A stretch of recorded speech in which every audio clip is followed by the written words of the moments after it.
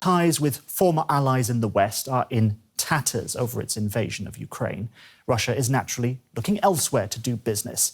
That's where a new trade route with India comes in, with both countries hoping to speed up bilateral trade. However unfair it might be, it seems that what's Europe's loss could be Asia's gain. Welcome to BRICS and More. Did you know there's a new trade route that could save weeks of shipping time between India and Europe?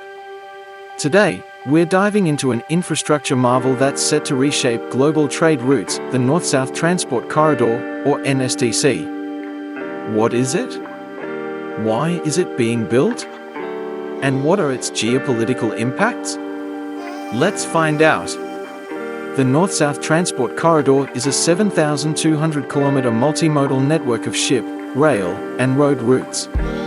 It connects the Indian Ocean and Persian Gulf to the Caspian Sea, moving northwards to Russia and northern Europe. This strategic corridor aims to cut down transport costs and travel time, boosting trade among the countries involved. But why was the NSTC conceived in the first place? The reason is simple: efficiency and connectivity. Traditional maritime routes, such as the one via the Suez Canal, are longer and costlier. By creating a direct land-sea route, the NSTC significantly reduces shipping times and costs. Imagine shipping goods from Mumbai to Moscow in just 20 days instead of the current 40. Think of the NSTC as a high-speed expressway for global trade. Imagine you're driving across a busy city using an old, congested road with numerous traffic jams. Then, suddenly, a new, direct highway opens up, cutting your travel time in half and saving you money on fuel. That's what the NSTC does for shipping and trade. It's the expressway that simplifies and speeds up the movement of goods across continents. The idea of the NSTC was first discussed in the late 1990s. It gained momentum with the signing of an intergovernmental agreement between Russia, Iran, and India in 2000. Over the years, more countries have joined this ambitious project, including Azerbaijan, Armenia, Kazakhstan, and Belarus. Each of these countries brings strategic value to the corridor, enhancing its reach and effectiveness. So, who is involved in making this vision a reality? Major players include Iran. As the central hub, Iran plays a crucial role with its ports and railways. Russia provides critical rail links to Europe. India, a major beneficiary, connecting its ports to Central Asia and beyond. Azerbaijan and Armenia, key transit countries in the Caucasus region. Kazakhstan and Belarus, vital for extending the corridor's reach into Central Asia and Eastern Europe. The project has attracted investments worth billions of dollars, with each country funding its respective sections. For instance, Iran has invested over $2 billion in upgrading its railways, while Russia and India have allocated $1.5 billion each for port enhancements. The geopolitical impacts of the NSTC are profound. For Iran, it provides a strategic trade route that bypasses the Strait of Hormuz, reducing vulnerability to regional tensions. This is crucial, as the Strait of Hormuz is a critical choke point where tensions could disrupt global oil supplies. By using the NSTC, Iran can ensure a steady flow of trade even in times of regional instability. For Russia, the NSTC offers a direct link to the Indian Ocean, enhancing its trade options and reducing dependency on the Baltic Sea and the Northern Sea route, which can be hindered by harsh weather conditions. This corridor provides Russia with a reliable and efficient trade route, bolstering its economic stability and global trade reach. For India, it opens up markets in Central Asia and Europe, reducing dependence on traditional sea routes such as the Suez Canal.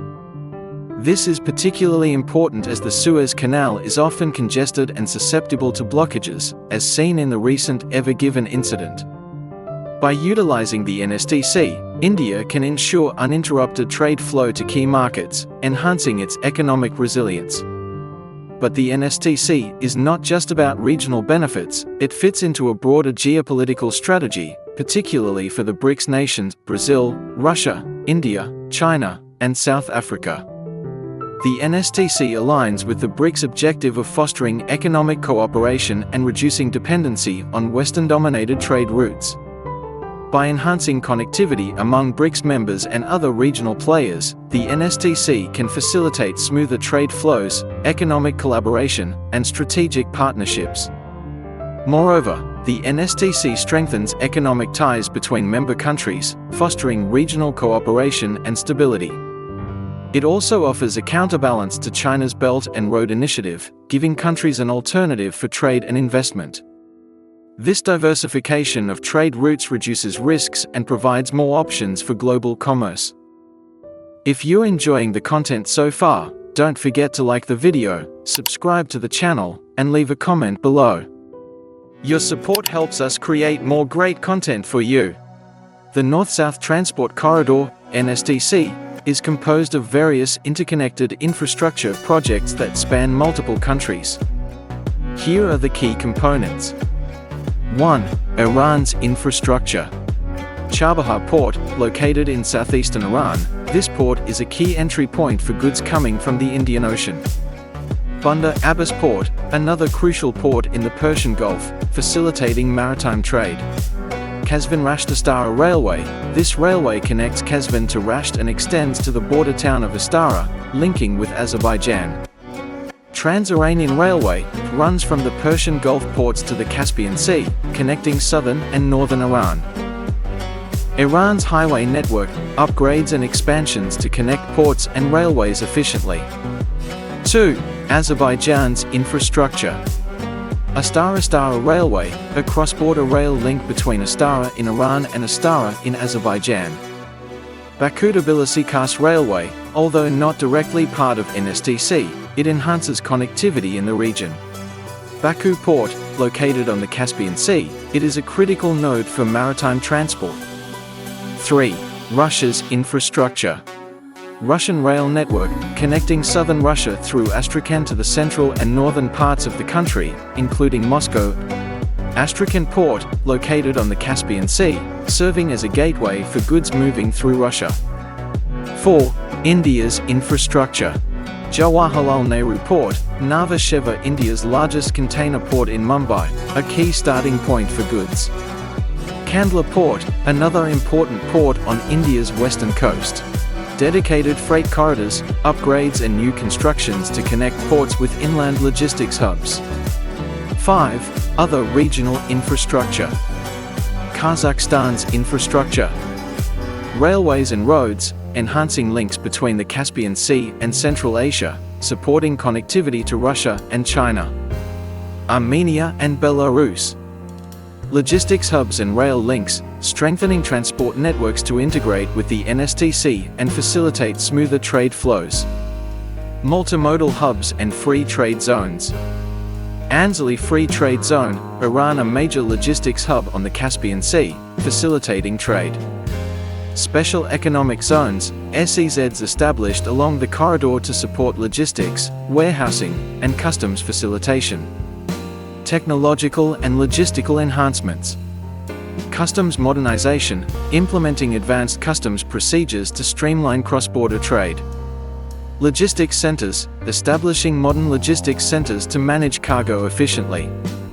These individual components collectively form the backbone of the NSTC, enabling seamless movement of goods across a vast region, from the Indian Ocean to Northern Europe. Each country's contribution to the infrastructure enhances the overall efficiency and effectiveness of the corridor, making it a transformative project for global trade.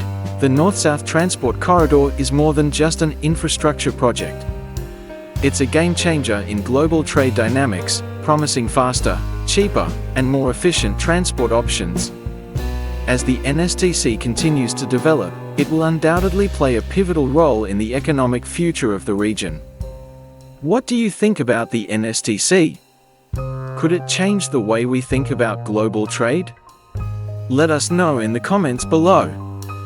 Thanks for watching BRICS and More.